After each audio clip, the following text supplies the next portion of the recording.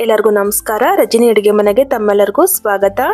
ಬೆಳಗಿನ ಬ್ರೇಕ್ಫಾಸ್ಟ್ಗೆ ಇನ್ಸ್ಟಂಟ್ ಆಗಿ ರೆಡಿ ಆಗುವಂತ ಒಂದು ಪಾಟ್ ರೈಸ್ನ ಮಾಡಿ ತೋರಿಸ್ತಾ ಇದ್ದೀನಿ. ಮೊದಲಿಗೆ ಒಂದು ಕುಕ್ಕರ್ಗೆ 1 ಕಪ್ ಅಷ್ಟು ಅಕ್ಕಿ ಹಾಕೊಂಡಿದ್ದೀನಿ. ಹಾಗೆಯೇ ಅದೇ ಕಪ್ಪಲ್ಲಿ ಅರ್ಧ ಕಪ್ ಅಷ್ಟು ತೊಗರಿಬೇಳೆನ ಹಾಕೊಂಡಿದ್ದೀನಿ. ಬೇಕಾದ್ರೆ ನೀವು ಇದ್ರ ಜೊತೆಗೆ ಸ್ವಲ್ಪ ಹೆಸರುಬೇಳೆನ ಕೂಡ ಹಾಕೋಬಹುದು. ಇವಾಗ ನೀರು ಹಾಕಿ ಒಂದು 2-3 ಸಲ ಇದನ್ನ ಚೆನ್ನಾಗಿ ತೊಳ್ಕೊಳ್ಳೋಣ. ನೋಡಿ, ಈ ರೀತಿಯಾಗಿ ಚೆನ್ನಾಗಿ ತೊಳ್ಕೊಂಡಿದ ನಂತರ ಇವಾಗ ಇದಕ್ಕೆ ಸ್ವಲ್ಪ ತರಕಾರಿಗಳನ್ನ ಕಟ್ ಮಾಡಿ ಹಾಕೊಳ್ತಾ ಇದ್ದೀನಿ. ಸ್ವಲ್ಪ ಇದಕ್ಕೆ ಸಿಹಿ ಕುಂಬಳಕಾಯಿನ ಕಟ್ ಮಾಡಿ ಇಟ್ಕೊಂಡಿದ್ದೀನಿ. ಹಾಗೇನೆ ಒಂದು ಸಣ್ಣ ಮೂಲಂಗಿನ ಕೂಡ ಸಣ್ಣ ಕಟ್ ಮಾಡಿ ಇಟ್ಕೊಂಡಿದ್ದೀನಿ. ಹಾಗೇನೆ ಇದಕ್ಕೆ ಸ್ವಲ್ಪ ಸಾಂಬಾರ್ ಈರುಳ್ಳಿ ತಗೊಂಡಿದ್ದೀನಿ. ಜೊತೆಗೆ ಸ್ವಲ್ಪ ಬೀನ್ಸ್ ಅನ್ನು ಕಟ್ ಮಾಡಿ ಇಟ್ಕೊಂಡಿದ್ದೀನಿ. ಹಾಗೇನೆ ಇದಕ್ಕೆ ಒಂದೇ ಒಂದು ಕ್ಯಾರೆಟ್ ಅನ್ನು ಕೂಡ ಕಟ್ ಮಾಡಿ ಇಟ್ಕೊಂಡಿದ್ದೀನಿ. ಇವಿಷ್ಟನ್ನು ಕೂಡ ಇವಾಗ ಇದ್ರ ಜೊತೆಗೆ ಹಾಕೊಳ್ತಾ ಇದ್ದೀನಿ. ಬೇಕಾದ್ರೆ ನೀವು ಮೂಲಂಗಿ ಇಷ್ಟ ಇಲ್ಲ ಅಂದ್ರೆ ಸ್ಕಿಪ್ ಮಾಡ್ಕೋಬಹುದು. ಇದೇ ತರಕಾರಿಗಳನ್ನ ಹಾಕೋಬೇಕಂತ ಇಲ್ಲ, ಇದ್ರ ಜೊತೆಗೆ ಬೇರೆ ತರಕಾರಿಗಳನ್ನ ಕೂಡ ಹಾಕೋಬಹುದು. ನೋಡಿ, ತರಕಾರಿಗಳನ್ನ ಹಾಕಿದ ನಂತರ ಇದಕ್ಕೆ ಇವಾಗ ಟೊಮೊಟೊನ ಹಾಕೊಳ್ತಾ ಇದ್ದೀನಿ. ಒಂದೆರಡು ಮೀಡಿಯಂ ಸೈಜ್ ಟೊಮೊಟೊನ ಸಣ್ಣ ಕಟ್ ಮಾಡಿ ಹಾಕೊಳ್ತಾ ಇದ್ದೀನಿ. ಟೊಮೊಟೊನ ಹಾಕಿದ ನಂತರ ಇದಕ್ಕೆ ಸ್ವಲ್ಪ ನೀರು ಹಾಕೊಳ್ತಾ ಇದ್ದೀನಿ. ಅಕ್ಕಿ ಮತ್ತೆ ಬೇಳೆ ತಗೊಂಡಿದ್ನಲ್ಲ, ಅದೇ ಕಪ್ ಅಳತೆಯಲ್ಲಿ 5.5 ಕಪ್ ಅಷ್ಟು ನೀರನ್ನು ಹಾಕೊಂಡಿದ್ದೀನಿ. ನೀರನ್ನು ಸ್ವಲ್ಪ ಜಾಸ್ತಿ ಹಾಕೊಳ್ಳಿ. ತರಕಾರಿ ಅಕ್ಕಿ ಬೇಳೆಲ್ಲ ಹಾಕಿರ್ತೀವಲ್ಲ, ಸ್ವಲ್ಪ ಚೆನ್ನಾಗಿ ಬೇಯಬೇಕು. ಹಾಗಾಗಿ ಇವಾಗ ಇದಕ್ಕೆ ಒಂದು 1/4 ಟೀ ಸ್ಪೂನ್ ಅಷ್ಟು ಅರಿಶಿನ ಪುಡಿನ ಹಾಕೊಂಡಿದ್ದೀನಿ. ಜೊತೆಗೆ ರುಚಿಗೆ ತಕ್ಕಷ್ಟು ಕಲ್ಲುಪ್ಪನ್ನು ಹಾಕೊಳ್ತಾ ಇದ್ದೀನಿ. ಹಾಗೇನೆ ಇದಕ್ಕೆ 1 ಸ್ಪೂನ್ ಅಷ್ಟು ಎಣ್ಣೆ ಹಾಕೊಳ್ತಾ ಇದ್ದೀನಿ. ಎಣ್ಣೆ ಹಾಕಿದ ನಂತರ ಗ್ಯಾಸ್ ಮೇಲೆ ಇಟ್ಟು ಒಂದ್ಸಲ ಚೆನ್ನಾಗಿ ಇದನ್ನ ಮಿಕ್ಸ್ ಮಾಡ್ಕೊಳ್ಳೋಣ. ತುಂಬಾನೇ ಚೆನ್ನಾಗಿರುತ್ತೆ, ಹಾಗೆ ಬೇಗನೂ ಕೂಡ ಆಗೋಗ್ಬಿಡುತ್ತೆ. ನೋಡಿ, ರೀತಿಯಾಗಿ ಚೆನ್ನಾಗಿ ಮಿಕ್ಸ್ ಮಾಡ್ಕೊಂಡಿದ್ದ ನಂತರ ಕುಕ್ಕರ್ ಲಿಡ್ನ ಕ್ಲೋಸ್ ಮಾಡಿ ಒಂದು 3ರಿಂದ 4 ವಿಸಲ್ ಇದನ್ನ ಕೂಗಿಸ್ಕೊಳ್ಳೋಣ. ಬೇಳೆ ಮತ್ತೆ ತರಕಾರಿ ಚೆನ್ನಾಗಿ ಬೇಯಬೇಕು. ಇವಾಗ ಬೇಳೆ ಮತ್ತೆ ತರಕಾರಿ ಬೇಯಷ್ಟರಲ್ಲಿ ಒಂದು ಚಿಕ್ಕ ಬೌಲಿಗೆ ಸ್ವಲ್ಪ ಹುಣಸೆಹಣ್ಣನ್ನು ನೆನೆಸಿಟ್ಕೊಳ್ತಾ ಇದ್ದೀನಿ. ಒಂದು ನಿಂಬೆಹಣ್ಣು ಗಾತ್ರಷ್ಟು ಹುಣಸೆಹಣ್ಣು ತಗೊಂಡಿದ್ದೀನಿ. ಇದಕ್ಕೆ ಸ್ವಲ್ಪ ನೀರನ್ನು ಹಾಕೊಂಡು ಒಂದು 2-3 ಸಲ ಚೆನ್ನಾಗಿ ತೊಳ್ಕೊಳ್ಳೋಣ. ಚೆನ್ನಾಗಿ ತೊಳ್ಕೊಂಡಿದ್ದ ನಂತರ ಇದಕ್ಕೆ ಸ್ವಲ್ಪ ನೀರನ್ನು ಹಾಕೊಂಡು ಸ್ವಲ್ಪ ಹೊತ್ತು ಇದನ್ನ ನೆನೆಸಿಟ್ಕೊಳ್ತಾ ಇದ್ದೀನಿ. ಇವಾಗ ಮತ್ತೆ ಒಂದು ಕಡಾಯಿ ಇಟ್ಕೊಂಡಿದ್ದೀನಿ. ಅದಕ್ಕೆ ಸ್ವಲ್ಪ ಎಣ್ಣೆ ಹಾಕೊಳ್ತಾ ಇದ್ದೀನಿ. ಒಂದು 2-3 ಸ್ಪೂನ್ ಅಷ್ಟು ಎಣ್ಣೆನ ಹಾಕೊಂಡಿದ್ದೀನಿ. ಎಣ್ಣೆ ಚೆನ್ನಾಗಿ ಬಿಸಿಯಾಗಿದ್ದ ನಂತರ ಇದಕ್ಕೆ ಸ್ವಲ್ಪ ಕಡಲೆಬೇಳೆ, ಉದ್ದಿನಬೇಳೆ ಜೊತೆಗೆ ಸ್ವಲ್ಪ ಜೀರಿಗೆನ ಹಾಕೊಂಡಿದ್ದೀನಿ. ಹಾಗೆಯೇ ಇದಕ್ಕೆ ಸ್ವಲ್ಪ ಸಾಸಿವೆನ ಕೂಡ ಹಾಕೊಳ್ತಾ ಇದ್ದೀನಿ. ಇವಿಷ್ಟನ್ನು ಕೂಡ ಚೆನ್ನಾಗಿ ಮೊದಲು ಫ್ರೈ ಮಾಡ್ಕೊಳ್ಳೋಣ. ಕಡಲೆಬೇಳೆ ಮತ್ತೆ ಉದ್ದಿನಬೇಳೆ ಸ್ವಲ್ಪ ಕಲರ್ ಚೇಂಜ್ ಆಗ್ತಾ ಇದೆ ಅನ್ನುವಾಗ ಇದಕ್ಕೆ ಈರುಳ್ಳಿನ ಹಾಕೊಳ್ತಾ ಇದ್ದೀನಿ. ಒಂದು ಮೀಡಿಯಂ ಸೈಜ್ ಈರುಳ್ಳಿನ ಈ ರೀತಿ ಉದ್ದುದ್ದ ಕಟ್ ಮಾಡ್ಕೊಂಡು ಹಾಕೊಂಡಿದ್ದೀನಿ. ಜೊತೆಗೆ ಸ್ವಲ್ಪ ಕರಿಬೇವನ್ನು ಕೂಡ ಹಾಕೊಳ್ತಾ ಇದ್ದೀನಿ. ಹಾಕೊಂಡು ಚೆನ್ನಾಗಿ ಇದನ್ನ ಫ್ರೈ ಮಾಡ್ಕೊಳ್ಳೋಣ. ಇದೇ ತರ ನಮ್ಮ ಚಾನಲ್ ಅಲ್ಲಿ ಸಿಂಪಲ್ ಆಗಿ ಡಿಫ್ರೆಂಟ್ ಆಗಿರ್ತಕ್ಕಂಥ ರೆಸಿಪಿಗಳನ್ನ ತೋರಿಸ್ತಾ ಇರ್ತೀನಿ. ಹಾಗಾಗಿ ನಮ್ಮ ಚಾನಲ್ನ ಸಬ್ಸ್ಕ್ರೈಬ್ ಮಾಡ್ಕೊಂಡು ಸಪೋರ್ಟ್ ಮಾಡಿ. ನೋಡಿ, ಈ ರೀತಿಯಾಗಿ ಈರುಳ್ಳಿ ಸ್ವಲ್ಪ ಕಲರ್ ಚೇಂಜ್ ಆಗ್ತಾ ಇದ್ದಂಗೆ ಇದಕ್ಕೆ ಸ್ವಲ್ಪ ಹಿಂಗ್ ಹಾಕೊಳ್ತಾ ಇದ್ದೀನಿ.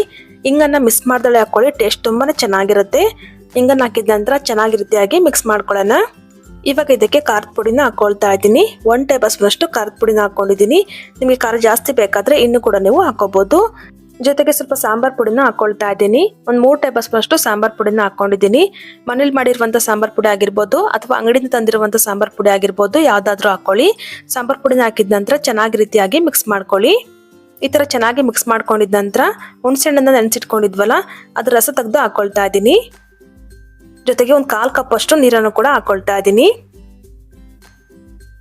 ನೀರನ್ನು ಹಾಕಿದ ನಂತರ ಚೆನ್ನಾಗಿ ಒಂದ್ಸಲ ಮಿಕ್ಸ್ ಮಾಡ್ಕೊಳ್ಳೋಣ.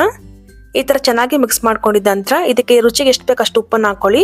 ಜೊತೆಗೆ ಸ್ವಲ್ಪ ಬೆಲ್ಲನೂ ಕೂಡ ಹಾಕೊಳ್ತಾ ಇದ್ದೀನಿ. ಸಿಹಿ, ಉಪ್ಪು, ಖಾರ ಎಲ್ಲನೂ ಕೂಡ ಬ್ಯಾಲೆನ್ಸ್ ಆಗಲಿ ಅಂತ ಸ್ವಲ್ಪ ಬೆಲ್ಲ ಹಾಕೊಂಡಿದ್ದೀನಿ.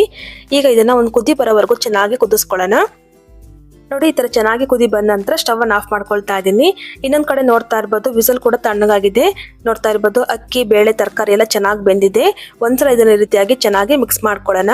ಈ ತರ ಅಕ್ಕಿ ಬೇಳೆ ಎಲ್ಲ ಚೆನ್ನಾಗಿ ಬೆಂದಿದ್ರೆ ಟೇಸ್ಟ್ ತುಂಬಾನೇ ಚೆನ್ನಾಗಿ ಬರುತ್ತೆ. ಇವಾಗ ನಾವು ರೆಡಿ ಮಾಡಿ ಇಟ್ಕೊಂಡಿದ್ವಲ್ಲ, ಒಗ್ಗರಣೆನ ಇದ್ರ ಜೊತೆಗೆ ಹಾಕೊಳ್ತಾ ಇದ್ದೀನಿ. ನೋಡಿ, ಈ ತರ ಪೂರ್ತಿಯಾಗಿ ಹಾಕೊಂಡಿದ್ದೀನಿ. ಬೇಕಾದ್ರೆ ಇನ್ನು ಸ್ವಲ್ಪ ನೀರನ್ನು ಕೂಡ ಹಾಕೋಬಹುದು. ನಿಮ್ಗೆ ಎಷ್ಟು ತೆಳುವಾಗಿ ಬೇಕೋ ಅಷ್ಟು ತೆಳುವಾಗಿ ನೀವು ಆ ನೀರನ್ನ ಹಾಕೋಬಹುದು. ನೀರನ್ನು ಹಾಕಿದ ನಂತರ ಚೆನ್ನಾಗಿ ರೀತಿಯಾಗಿ ಒಂದ್ಸಲ ಮಿಕ್ಸ್ ಮಾಡ್ಕೊಳ್ಳೋಣ. ಸ್ವಲ್ಪ ತೆಳುವಾಗಿ ಮಾಡ್ಕೊಳ್ಳಿ, ಯಾಕೆಂದ್ರೆ ಸ್ವಲ್ಪ ತಣ್ಣಗಾದ ನಂತರ ಇನ್ನೂ ಕೂಡ ಗಟ್ಟಿ ಆಗುತ್ತಲ್ವಾ. ಹಾಗಾಗಿ ನೋಡಿ, ಈ ತರ ಚೆನ್ನಾಗಿ ಮಿಕ್ಸ್ ಮಾಡ್ಕೊಂಡಿದ್ದ ನಂತರ ಮತ್ತೆ ಸ್ಟವ್ ಅನ್ನು ಆನ್ ಮಾಡ್ಕೊಂಡು ಒಂದ್ 2ರಿಂದ 3 ನಿಮಿಷದಲ್ಲಿ ಚೆನ್ನಾಗಿ ಕುದಿಸ್ಕೊಳ್ಳೋಣ. ಈಗ ನೋಡಿ, ನಾನು ಕೂಡ ಒಂದ್ 2 ನಿಮಿಷ ಚೆನ್ನಾಗಿ ಕುದಿಸ್ಕೊಂಡು ತೋರಿಸ್ತಾ ಇದ್ದೀನಿ. ನೋಡ್ತಾ ಇರ್ಬೋದು ಎಷ್ಟು ಚೆನ್ನಾಗಿ ಕಲರ್ಫುಲ್ ಆಗಿ ಕಾಣಿಸ್ತಾ ಇದೆ ಅಂತ. ಇಷ್ಟ ಆದ್ರೆ ಸಾಕು. ಇವಾಗ ಸ್ಟವ್ ಅನ್ನು ಆಫ್ ಮಾಡ್ಕೊಂಡು ಇದನ್ನ ಪಕ್ಕಕ್ಕೆ ಇಟ್ಕೊಳ್ಳಿ. ಇವಾಗ ಫೈನಲ್ ಇದಕ್ಕೆ ಸ್ವಲ್ಪ ಒಗ್ಗರಣೆ ಹಾಕೊಳ್ತಾ ಇದ್ದೀನಿ. ಒಂದು ಚಿಕ್ಕ ಪ್ಯಾನ್ಗೆ 1 ಟೇಬಲ್ ಸ್ಪೂನ್ ಅಷ್ಟು ತುಪ್ಪ ಹಾಕೊಂಡಿದ್ದೀನಿ. ತುಪ್ಪ ಚೆನ್ನಾಗಿ ಬಿಸಿ ಆಗಿದ್ದ ನಂತರ ಇದಕ್ಕೆ ಸ್ವಲ್ಪ ಗೋಡಂಬಿನ ಹಾಕೊಳ್ತಾ ಇದ್ದೀನಿ. ಇದು ಕಂಪ್ಲೀಟ್ಲಿ ಆಪ್ಷನಲ್ಲು, ಬೇಕಿದ್ರೆ ಮಾಡ್ಕೋಬಹುದು, ಬೇಡ ಅಂದ್ರೆ ಸ್ಕಿಪ್ ಮಾಡ್ಕೋಬಹುದು. ಗೋಡಂಬಿನ ಹಾಕಿದ ನಂತರ ಚೆನ್ನಾಗಿ ಸ್ವಲ್ಪ ಹೊತ್ತು ಫ್ರೈ ಮಾಡ್ಕೊಂಡು ನಂತರ ಸ್ಟವ್ ಅನ್ನು ಆಫ್ ಮಾಡ್ಕೊಂಡು ಇದಕ್ಕೆ ಸ್ವಲ್ಪ ಕರಿಬೇವನ್ನ ಹಾಕೊಳ್ತಾ ಇದ್ದೀನಿ. ಕರಿಬೇವನ್ನ ಸ್ವಲ್ಪ ಲಾಸ್ಟಲ್ಲಿ ಹಾಕೊಂಡ್ರೆ ಟೇಸ್ಟ್ ತುಂಬಾನೇ ಚೆನ್ನಾಗಿರುತ್ತೆ. ಇವಾಗ ಇದಕ್ಕೆ ಹಾಕೊಂಡು ಚೆನ್ನಾಗಿ ಮಿಕ್ಸ್ ಮಾಡ್ಕೊಳ್ಳೋಣ.